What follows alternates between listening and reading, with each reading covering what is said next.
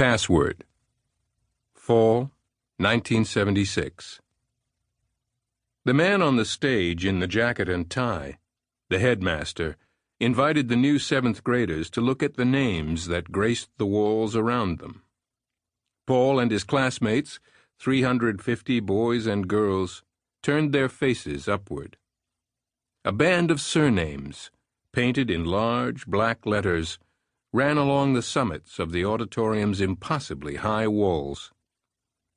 These, the headmaster said, were great Americans who had come before them here at the oldest public school in America, Boston Latin. Paul recognized some of the names on the frieze: Franklin, that would be Benjamin, and John Hancock, and Samuel Adams, and Joseph Kennedy. Knowing those names was just part of growing up in Boston. Paul loved music and played the piano and was learning the trumpet, and he knew that Bernstein must be Leonard. Some of the others sounded familiar, such as Emerson, and Paul gathered that all the rest were part of history, too: Santayana, Mather, Sumner, Brooks, and 20 more. And, said the headmaster, the new students should take note. One space had been left open up there in that pantheon. Maybe one of them would fill it someday.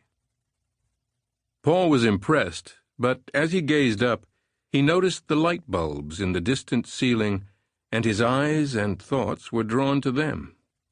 It wasn't the kind of thing he talked about with his friends, but he always felt taken away by light and the play of light on surfaces. He could get through an entire boring sermon at St. Teresa's by studying the hanging lamps and the shadows they threw.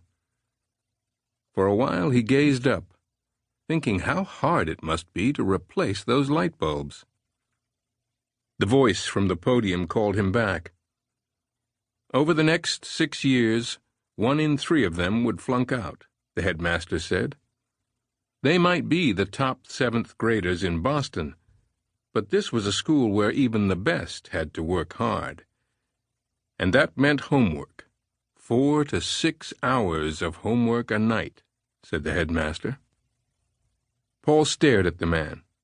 In his mind, he spoke to him. Fuck you. I will never do homework.